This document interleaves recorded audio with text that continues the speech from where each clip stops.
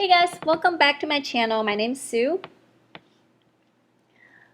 In today's video, I'll just talk more about activities and how to update your, for example, the price of your item based on the amount of your inventory. Also, I will talk about how to use Job Scheduler. So if you're interested, please keep watching.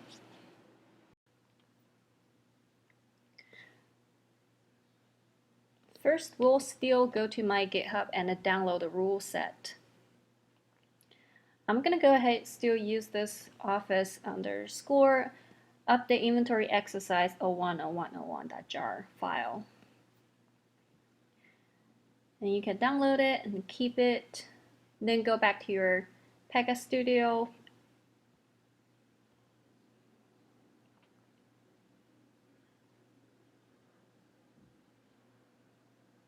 And import that rule set.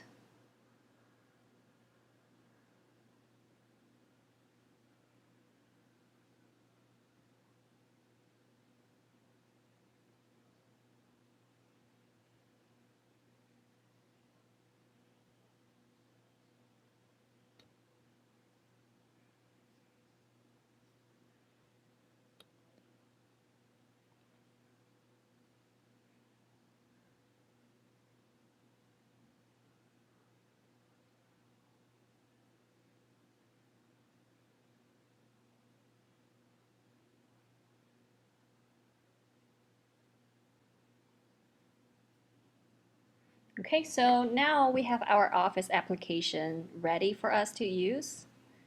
You want to go to your operator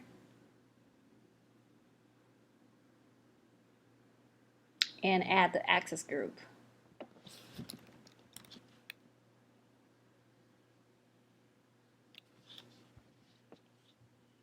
After you add your access group, you can switch application. Go to our Office application instead.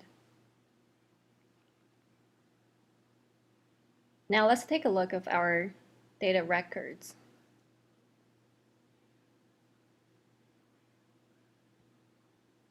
So we have 3 different office supplies. We have desk, MacBook Air, and the chair.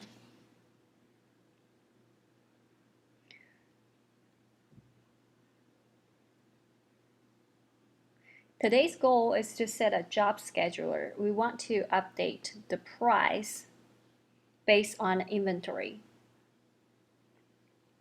So I want the price to be reduced by 10% if the inventory is greater than 35. So what my job scheduler is going to do is to go through the whole database and find the one that inventory is greater than 35. For example, the first one, desk. And then we're going to grab this desk and reduce its price. The same thing happened to the next item and the following item. So first, let's go ahead and create a job scheduler together. You want to go to Record. The job scheduler is under sysadmin. You right-click it and create.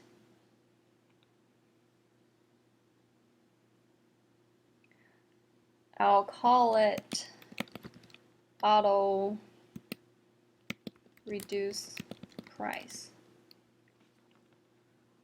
Okay, here you will see no rule set versions available because we imported the rule set, but we didn't create a new version of it. So you want to go to your rule set and then find the Office rule set. Let's do actions and create.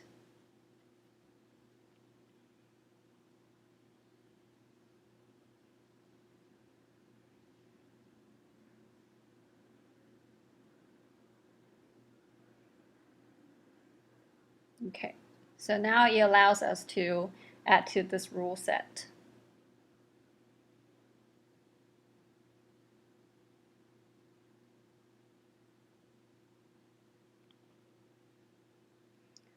Right over here, you will see a lot of options. If you don't know what each of them do,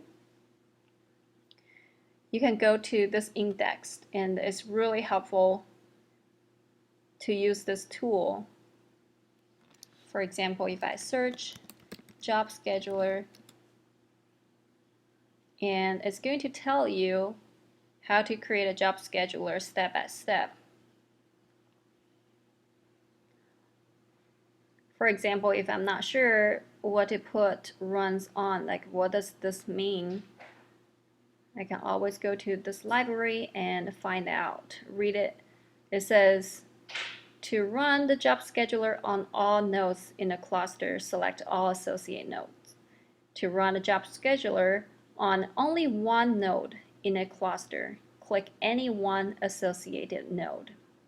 In our case, we just wanted to run once at a time. We don't want to run it all over the nodes.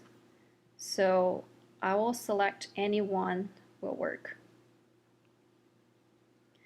Schedule. Based on our requirement, we should be doing weekly, but today, to see the results, I'm gonna do it every 1 minute.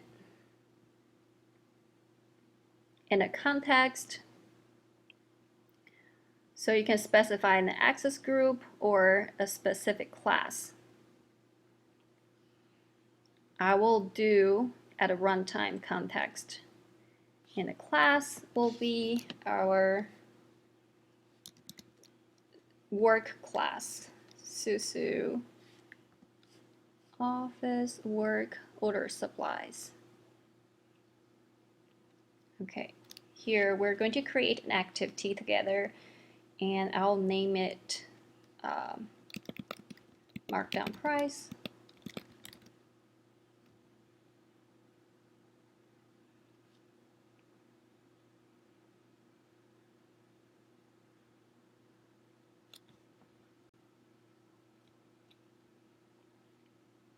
Now we need to configure our activity. So the first step I want my activity to do is to look through the whole database and find a list of records that meet my requirement.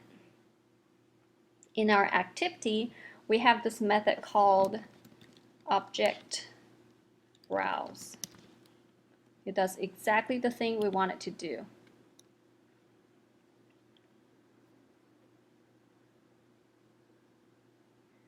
As you can see, it's telling us that we're going to get a list of instances.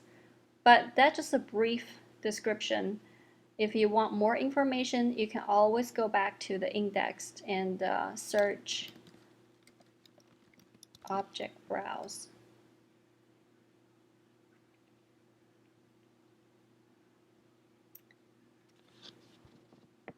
Okay, it says use this method to search instances of one class.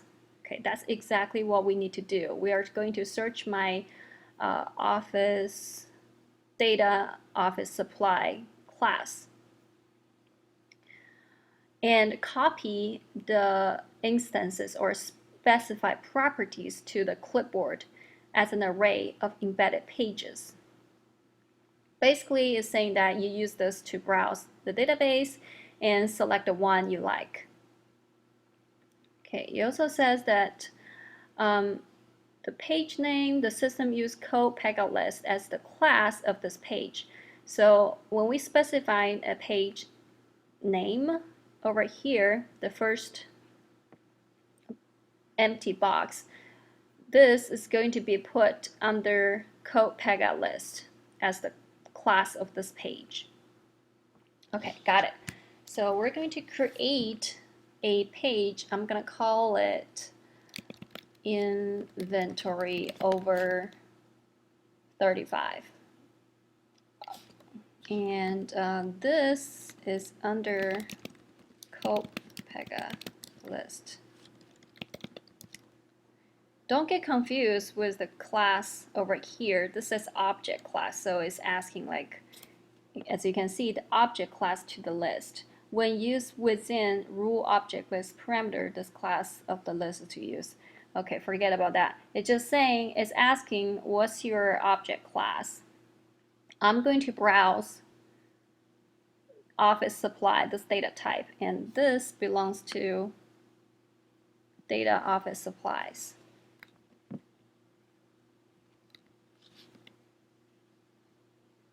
Great. We don't worry about max records, we only have 3. And let's do, instead of using PZN's key, my unique or my primary ID is PYGUID, the default. Okay, so after we browse it, we're going to set a logic.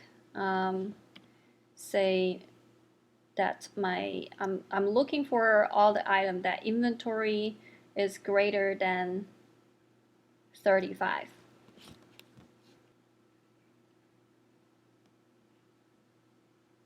So that step's going to return me a list of instances if they exist. Now our question is, where are we going to put those instances?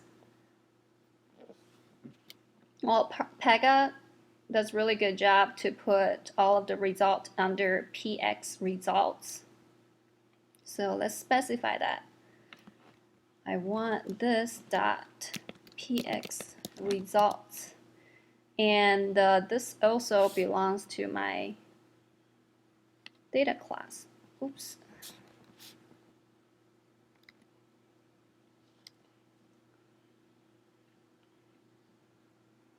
And because it's a list, right? It's not just a single page. We need to loop.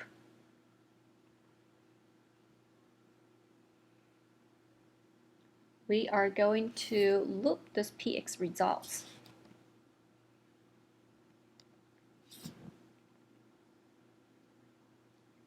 And do some other things. And let's just save it, see if it allows us to save. Okay, great. Once we get a result within that loop, so what I did was right click number 2 and then add child. Now we're at px results, for example, the first result of the item, which is the desk. What I want to do is to create a new page.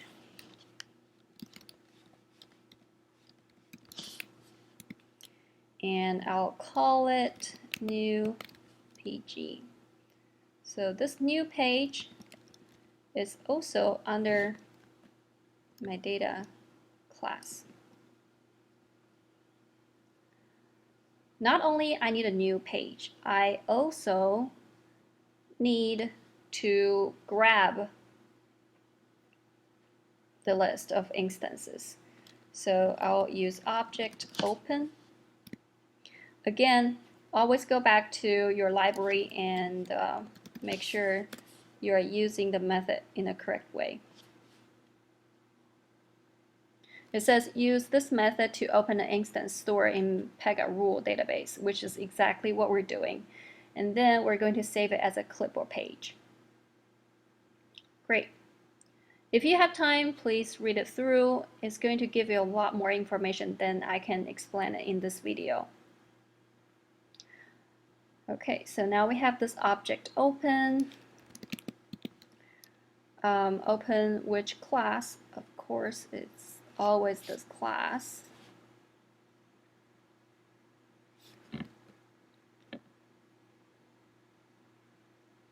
Gonna open this class and lock it, and also check the release on commit. Now you need to specify the property name and the property value. What this does is that it's Pega asking you, you want me to open something, but based on what? Is it based on the name, the inventory, or something else? The way I set up our office rule set is that I use the default PYGUID as the unique key So here I will say, okay, open an object based on PYGUID. You can't use name or price or inventory because they're not the unique identifier. So for example, I can add a record also named desk. In that situation, Pega will be super confused if you open object by the name, right? Because we have two desks. But PYGUID is the unique key I use, so there's only one PYGUID that's associated with each instance. For the property value, so now we have this PX results that contains all the results we wanted. What we can do is to use that and indicate we want to based on the current PYGUID. That is the current PYGUID we want to use as a key to open our object in the new page list, in the new page we created. So this step might be a little bit confusing right now, but I can show you the clipboard later and how this will work. Okay, so now we're looking at all the results that meet our requirement. Our next step is to give a discount.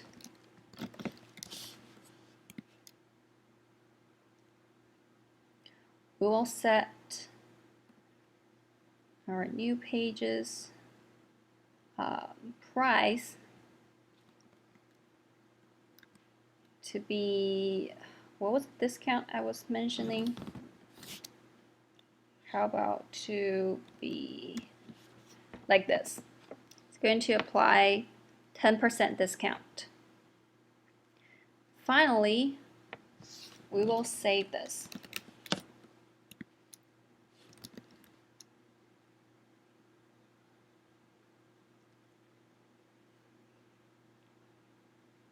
All right, so now our activity is saved. Instead of just apply to our job scheduler, let's try test it out first. I can go to my case types.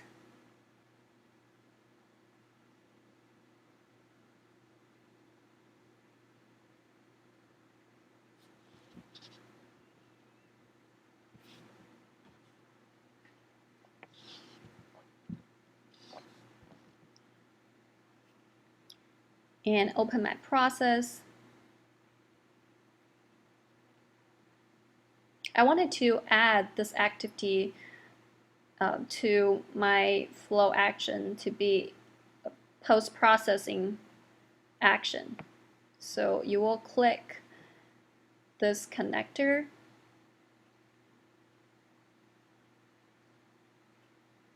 and open your flow action. That's just one way to open your flow action. You can also go to your app explorer and under your work class, you expand this, and under process, you see you have flow and a flow action. If you expand your flow action, you'll see it's the same thing. Okay, now we go to action post-processing and run activity. Markdown price. Let's do save as.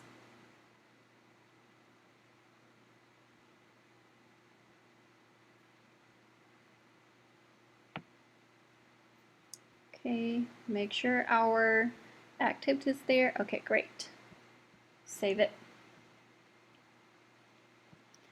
So I'm gonna create a new case.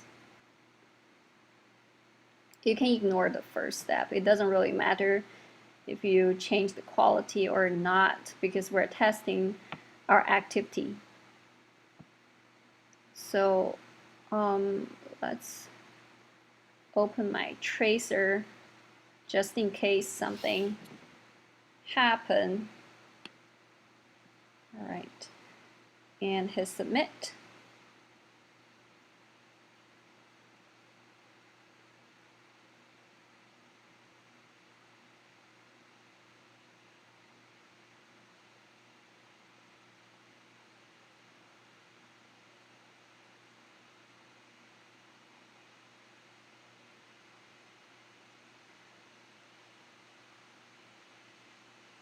So our tracer is still running is because I forgot to set to trace the only things that I'm interested, which is the activity. That's why it's still running. So I'm gonna pause it and change the setting.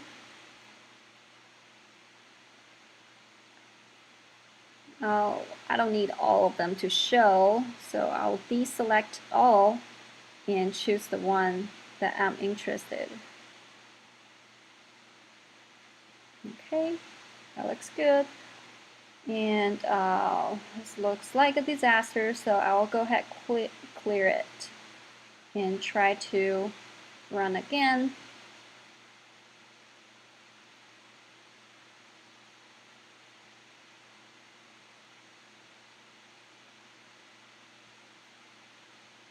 Here we are. Submit. Great. Let me pause it.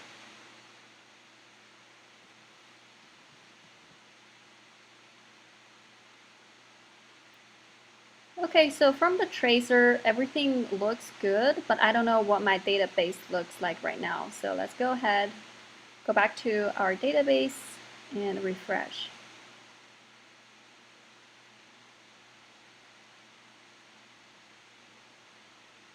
Okay, it's not working properly. As you can see, the price of desk, MacBook Air and chair, none of them has been updated. Not only that, our activity inserted new record to our database. So there's definitely something wrong with it. Let me go ahead and delete those instances.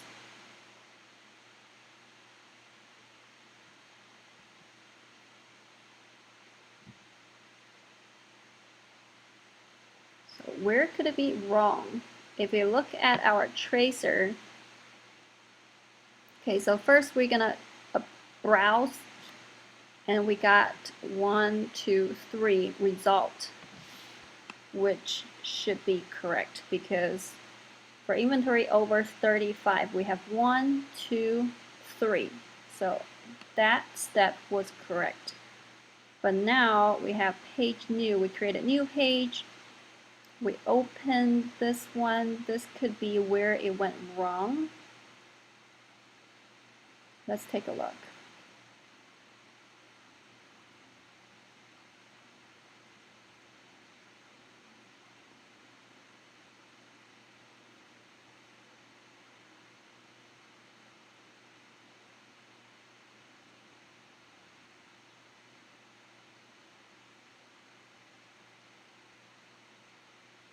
New page price.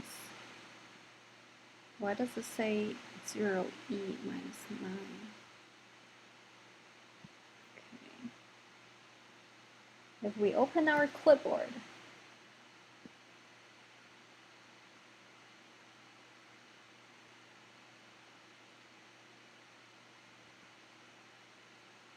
I wanted to find our data page I created, inventory over 35. It should return 3 results, which is correct. And under the PX results, we have 1, 2, 3.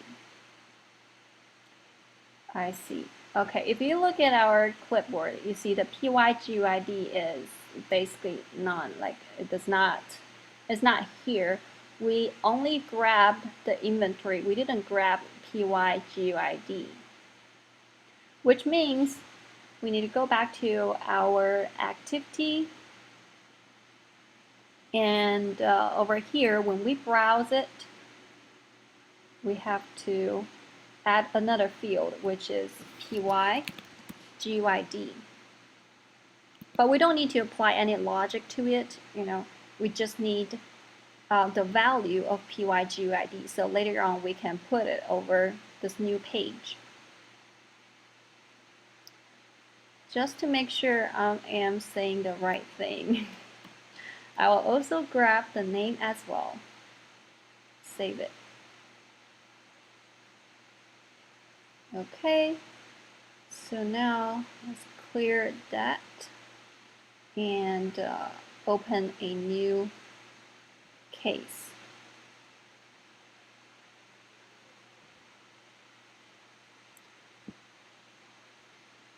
Submit.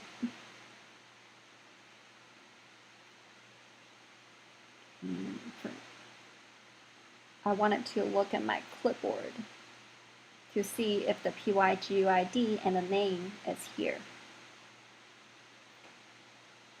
Also go to the inventory over 35, PX results.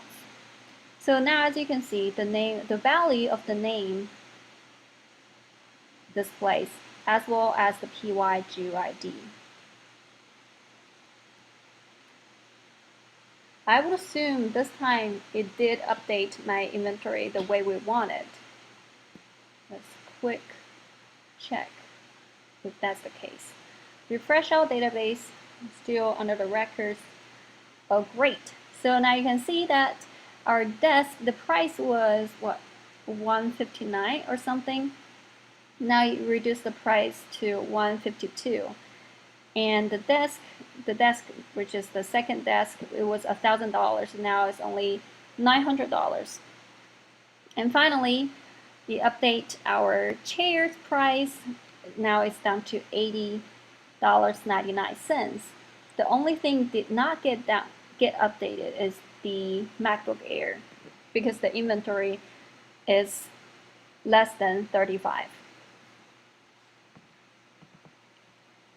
Great, so now we know that our activity is working. We're going to put it under our job scheduler. And I said every 1 minute, we're going to run this activity. So let's save that and see how that's going to affect our database. Now we should be able to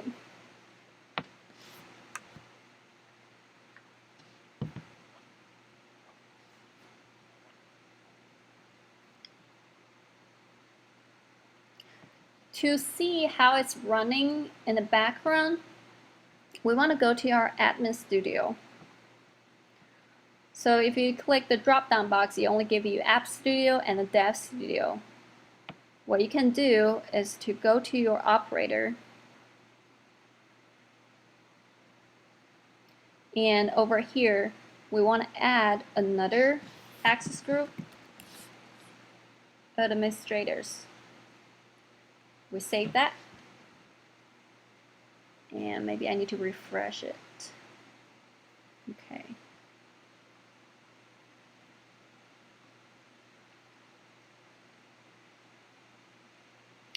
Alright, it's still not showing. I'm gonna log off and then log in quickly.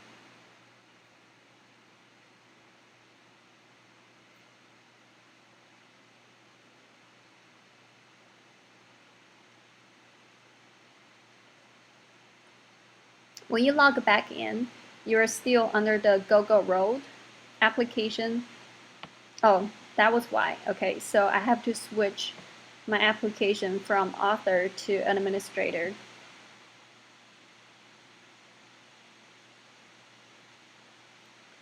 And go to jobs.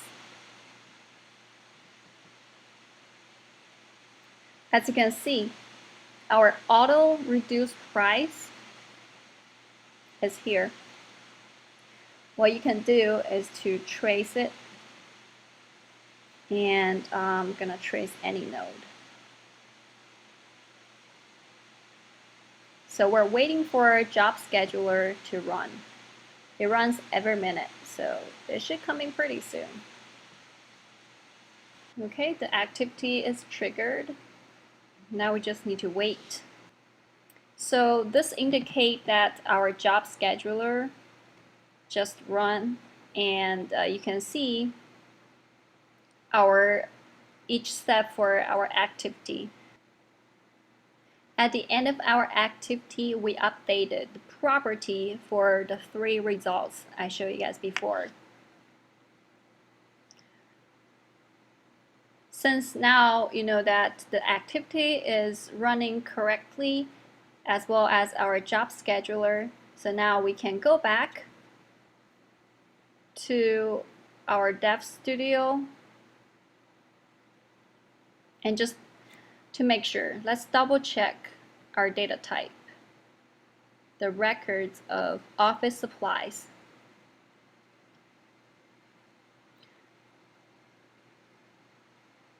It's definitely updating, and it's updating really quickly.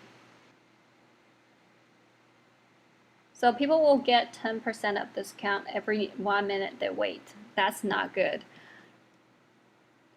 What we can do is to go back to our job scheduler and change the frequency.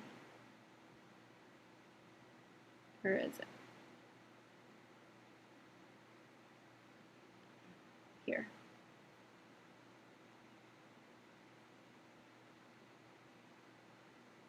You can also disable it. But I'm gonna change it to weekly. So every 1 week on this dates, Monday. And I'm gonna start at 8 o'clock.